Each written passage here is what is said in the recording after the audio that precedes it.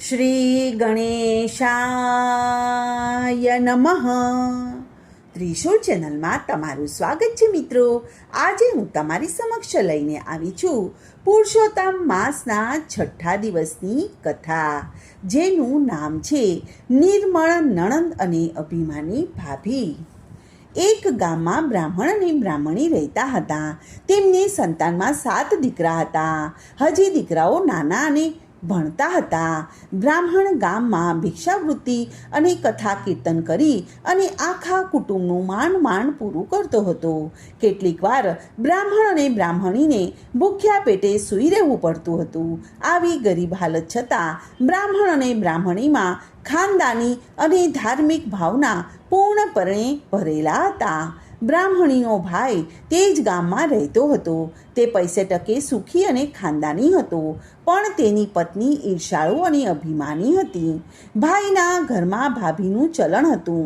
ભાભી કરે તે જ થાય, ભાભી કહે તેમ જ વર્તાય, ભાભી કહે તે જ થાય. તમે તમારે વેપાર કર્યા રાખો અને ઘરમાં અને વ્યવહારમાં તમારે માથું મારવાનું નહીં. હું બધું સંભાળી લઈશ. આ ભાઈ ભાભીને સંપત્તિ ઘણી હતી, પણ એકેય સંતાન ન મળે. કુદરતનો નિયમ પણ કંઈક અજબ છે. જ્યાં ખાવા ન હોય ત્યાં ઢગલાબંધ બાળકો હોય, અને જ્યાં ખાવા માટે કોઈ જ ન હોય ત્યાં ખૂબ જ ખાવાનું હોય. એવામાં પુરુષોત્તમ માસ આવ્યો. બ્રાહ્મણ અને બ્રાહ્મણીએ પુરુષોત્તમ માસનું વ્રત કરવાનું નક્કી કર્યું. બીજી બાજુ બ્રાહ્મણીની ભાભીએ પણ આ વ્રત કરવાનું રાખ્યું. બ્રાહ્મણ અને બ્રાહ્મણી સવારે વહેલા ઉઠીને નદીએ સ્નાન કરવા જાય, કાંઠા ગોરમાનું પૂજન કરે, કથા વાર્તા સાંભળે, શક્તિ મુજબ દાન આપે અને ઘેર આવે. પુરુષોત્તમ ભગવાનનું નામ અને સ્મરણ અને ભક્તિ કરે. ભાભી સવારે મોડી ઉઠે, નાહવા માટે નદીએ જાય. ખોળ્યું તો માંડ પલાળે અને ભાગ કરતી ઘેર દોડી આવે. એ તો સંતાન પ્રાપ્તિના અર્થે જ પરાણે પુરુષોત્તમ માસ કરતી હતી. તેને તેમાં બહુ રસ ન હતો. પુરુષોત્તમ માસ પૂરો થતાં ભાભીએ તેનું ઉજવણું કરવા માટે વિચાર કર્યો. પતિ પાસે સંમતિ લઈ અને તેમણે ધૂમધમાન સાથે ઉજવણીની તૈયારીઓ કરવા માંડી. તેણે ઘણા બધા સગા વાલાઓને જમવા માટે થઈને આમંત્રણ આપ્યું. લોકલાજને કારણે તેણે નણંદને ઘેર જઈને કહ્યું કે હું પુરુષોત્તમ માસનું ઉજવણું કરું છું, એટલે તમે સાગમટે જમવા માટે આવજો. બધા છોકરાઓ અને પતિ સાથે હું બોલાવું ત્યારે જ આવજો. ખાવું કરતાં દોડ્યા ન આવતા. સૌ જમી રહે પછી હું તમને બોલાવવા માટે આવીશ. આટલું કહી અને ભાભી ચાલી ગઈ. બ્રાહ્મણીને તેના ભાભીના વેણ સાંભળી અને ઓછું આવી ગયું. તેની આંખમાં જળજળિયા આવી ગયા. તેણે ધીમે રહીને આંખો લૂછી નાખી, કેમ કે છોકરાઓ પાસે ઊભા હતા. હરખ ઘેલા થઈ અને છોકરાઓ તો નાચવા લાગ્યા. મામાના ઘેર સાંજે જાતનું જમવાનું મળશે એ આશાએ છોકરાઓએ સવારે ખાધું પણ નહીં. બ્રાહ્મણી વિચારવા લાગી કે ભાઈ પૈસે ટકે સુખી છે, તેને મદદ કરી શકે છે, પણ ઈર્ષાળુ ભાભીના હાથમાં ઘરનો કારોબાર હોવાથી આજ દિન સુધી ભાઈ અને ભાભીએ તેમને જરા પણ મદદ નથી કરી. ભાભીના મેણા ટોણા સાંભળવા મળશે તે બીકે તે ભાગ્યે જ પિયર જતી હતી. ઘણા વર્ષો થયા છતાં ભાઈ ભાભીએ તેને વાર તહેવારમાં એક કપડું પણ આપ્યું ન હતું. પછી ભાણેજરાને તો એ શું આપે? આવી ભાભી લોકલાજે આમંત્રણ તો આપતી ગઈ છે, પણ આશા નથી કે તે મને બોલાવવા માટે આવે. સાંજ પડી. સગાવાલાઓ બધા બની ઠણીને તૈયાર થઈને જમવા માટે જવા લાગ્યા. બ્રાહ્મણીના બાળકો પણ માને કહે છે કે માં, અમને બધાને તૈયાર કર અને તું અને મારા પિતાજી પણ તૈયાર થઈ જાઓ. આપણે બધાએ આજે મામાને ત્યાં જમવા માટે જવાનું છે, તેથી મોડું ના કરશો. સવારના ભૂખ્યા છોકરાઓએ બ્રાહ્મણીને માંડ સમજાવીને શાંત રાખતી હતી.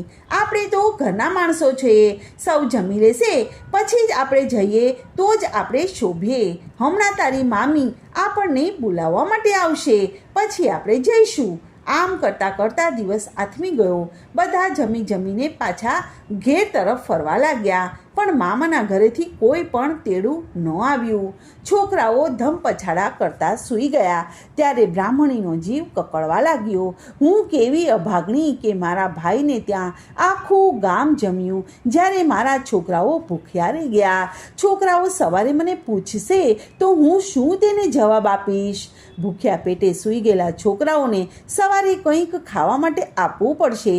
માટે લાવ, મારા ભાઈના ઘેર જાઉં અને ઘરની બહાર પતરાળા પડ્યા હશે તેમાંથી કંઈક લેતી આવું. આમ વિચારીને તે ભાઈના ઘર તરફ જવા લાગી. ભાઈના ઘેર જઈને જોયું તો ઘરમાં મંગળ ગીતો ગવાય છે, આનંદ મસ્તી થાય છે, વાતોના તડાકા ચાલે છે. બ્રાહ્મણી તો ધીમા પગે પતરાળાના ઢગલા પાસે ગઈ અને આત્મા કકળે છે.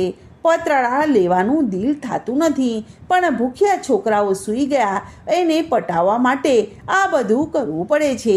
તેણે સાડલાના છેડે થોડાક પતરાળા બાંધી લીધા અને ગુપચૂપ ત્યાંથી પાછી ફરી અને બ્રાહ્મણીએ ઘેર આવી અને પતરાળામાંથી વધ્યું ઘટ્યું ખાવાનું લઈ અને લાડવા વળ્યા અને પછી બધા પતરાળાને પાછા ઘરની પાછળના ભાગમાં ફેંકી દીધા. તે રડતી અને કકડતી ભગવાનનું નામ લેતા લેતા સૂઈ ગઈ. બ્રાહ્મણી સવારે વહેલી ઉઠી અને ઘરની પાછળ નાખેલા પતરાળાને ભેગા કરીને ઉકરડે નાખી દેવાનો વિચાર કર્યો. જ્યાં પતરાળા તરફ નજર પડી ત્યાં તો બધાએ પતરાળા સોનાના થઈ ગયેલા હતા. આ જોઈને તે આભી બની ગઈ. તેણે 2 હાથ જોડીને પુરુષોત્તમ ભગવાનને નમન કર્યું. તે તરત જ પતિ પાસે જઈ અને તેમને જગાડ્યા અને તેમની બધી વાત કરી. બ્રાહ્મણ અને બ્રાહ્મણી પુરુષોત્તમ ભગવાનની કૃપા માની અને આનંદિત થઈ ગયા. બ્રાહ્મણ બોલ્યો કે ભગવાન પુરુષોત્તમનું વ્રત આપણને ફળ્યું છે. તેમણે આપણી ગરીબી જોઈ અને આપણો ઉદ્ધાર કર્યો છે. ત્યારે બ્રાહ્મણી બોલી કે તમે આમ લાલચમાં ન પડો. આ પતરાળા આપણા ન કહેવાય, મારા ભાઈના છે. જે વસ્તુ જેની હોય તેને પાછી સોંપી દેવી જોઈએ. તેમાં જ પ્રભુ રાજી રહે છે. બ્રાહ્મણ ગરીબ હતો પણ ધર્મના માર્ગે ચાલનાર હતો. તેને પત્નીની વાત સાચી લાગી. તેણે પત્નીને કહ્યું કે તું કહે છે તે બરાબર છે. આપણે લાલચમાં આવી અને આ પતરાળા આપણે ત્યાં રાખવા ન જોઈએ. આપણે લાલચમાં આવીને આ પતરાળા આપણે ત્યાં રાખવા ન જોઈએ. તું આ સોનાના પતરાળા તારા ભાઈને ત્યાં આપી આવ. અગર તારા ભાઈને તું અહીં બોલાવીને લાવી અને તેને સુપરત પાછા આપી દે. બ્રાહ્મણી તરત જ ભાઈના ઘેર પહોંચી. ભાઈ ભાભી હમણાં જ ઉઠ્યા હતા. બહેનને આવેલી જોઈ અને ભાઈ બહાર આવ્યો એટલે બહેને ધીમા સાથે કહ્યું કે ભાઈ, મારે તારું જરૂરી કામ છે એટલે તું મારી સાથે ઘેર ચાલ. નણંદનો અવાજ સાંભળીને તેની ભાભી ઘરમાંથી બહાર આવી. તેને લાગ્યું કે નણંદને નોતરું આપવા છતાં ભૂખી રાખી, તેથી તે ભાઈના કાન ભંભેડવા માટે આવી હશે. આથી ઉતાવળા અવાજે તે બોલી કે નણંદબા, તમે ગઈકાલે રાત્રે તો બધાએ ભરપેટ જમી ગયા હતા, છતાંય અત્યારે મીઠાઈ માંગવા માટે દોડ્યા આવ્યા છો, તો તમને શરમ નથી આવતી? ભાભીના આવા વેણ સાંભળી અને બ્રાહ્મણીની આંખમાં જળજળિયા આવી ગયા. દીધા નોતરે ભાણેજડા ભૂખ્યા રહ્યા એ વાતનું દુઃખ તો હતું જ, તેમાં ઉપરથી આવું બોલીને ભાભી ડામ દઈ રહી હતી. કહેવા માટે જીભ તો સળવળી, પણ વાત સાંભળી અને ભાઈનું દિલ દુભાશે તેવા વિચારથી તે મૌન રહી. ભાઈ બોલ્યો કે કાલે તમે જમવા માટે આવ્યા હતા, છતાં મને મળ્યા કેમ નહીં? મારે તમને કાપડું આપવાનું હતું. આમ છતાં બ્રાહ્મણી કંઈ જ ન બોલી અને ભાઈને લઈને પોતાને ઘેર આવી અને સોનાના પતરાળા તેની સન્મુખ મૂકી દીધા. ભાઈ, આ સોનાના પતરાળા તમારા છે, તમે લઈ જાઓ. આ પતરાળા ઉપર અમારો કોઈ અધિકાર નથી. ભાઈ આ સોનાના પતરાળા અને બહેનની વાત સાંભળીને નવાઈ પામ્યો. તે બહેન સામું જોઈ જ રહ્યો અને બોલ્યો કે આ બધું શું છે? મને કંઈ સમજણ પડતી નથી. તું મને વિગતથી સમજાવ એટલે મને કંઈક સમજ પડે. ત્યારે બ્રાહ્મણી આંસુ ભરી આંખે કહેવા લાગી કે ભાઈ, હું ખોટું નહીં બોલું. મારી ભાભી મને જમવા માટે ગઈકાલે નોતરું આપવા આવી હતી, પણ મને એમ કહેલ હતું કે હું તને તમને જમવા માટે બોલાવું ત્યારે તમે બધા જમવા માટે આવજો. રાત પડવા છતાં અમને કોઈ બોલાવવા માટે આવ્યું નહીં, એટલે તારા ભાણેજડાઓ ને ભૂખ્યા પેટે સુવડાવી દીધા. પછી મને વિચાર આવ્યો કે સવારે છોકરાઓ મામાના ઘરનું મિષ્ટાન ખાવા માટે માંગશે તો હું શું જવાબ આપીશ. આથી કરીને હું તારે ત્યાં મોડી રાત્રે આવી અને ત્યારે તમે બધા ધમાલમાં હતા, તેથી મારા ઉપર નજર ન પડી. બહાર પતરાડાનો ઢગલો પડ્યો હતો. એમાંથી થોડાક પતરાડા હું ઘેર લઈ આવી અને વધ્યા ઘટ્યાના લાડવા વાળ્યા અને પતરાડા ઘરની પાછળના ભાગમાં નાખી દીધા. સવારે વહેલા ઉઠી અને તે પતરાડા ઉકળે નાખવા લઈ જવા માટે હું ઘરની પાછળ ગઈ અને તેને ઉપાડવા જાઉં છું, ત્યાં તો તે બધા સોનાના દેખાયા. મેં તારા બનેવીને આ બધી વાત કરી અને અમે બંનેવે નક્કી કર્યું કે આ પતરાડા તારા હોવાથી તને આ પતરાડા ઉપર તારો અધિકાર છે, જેથી હું આ બધા પતરાડા તને આપવા માટે હું અહીં તેડી લાવી છું. બહેને આ વાત સાંભળીને ભાઈની આંખોમાંથી આંસુની ધારા વહેવા લાગી. એ હતા દુઃખના આંસુ. ગામ તેને ત્યાં જમી ગયું અને વાહ વાહ બોલાવી ગયું. જ્યારે તેની બહેન અને બનેવી અને ભાણેજડા ભૂખ્યા પેટે સૂઈ રહ્યા. તેને પોતાની પત્ની ઉપર ઘણો તિરસ્કાર છૂટ્યો. બીજા હતા હર્ષના આંસુ કે એટલું બધું વીતવા છતાં પણ બહેન ભાઈને જણાવતી નથી અને સોનાના પતરાડા તેને આપવા માટે તૈયાર થઈ ગઈ. આ હતી ગરીબ બહેનની દિલવારી અને ખાનદાની. ભાઈને રડતો જોઈ અને બહેને તેને આશ્વાસન આપ્યું અને શાંત પાડ્યો. ભાઈ તરત જ સમજી ગયો કે આ ગરીબ બહેનના વ્રતનો પ્રભાવ છે. પુરુષોત્તમ ભગવાને તેના ઉપર કૃપા કરી છે. જ્યારે ભગવાને તેને આપ્યું છે તેનો મારા ઉપર હક ન ગણાય, અને જો હું આ લઉં તો હું પાપમાં પડું. છેવટે બહેનને ઉદ્દેશીને ભાઈએ કહ્યું કે બહેન, આ પતરાડા ઉપર મારો અધિકાર નથી.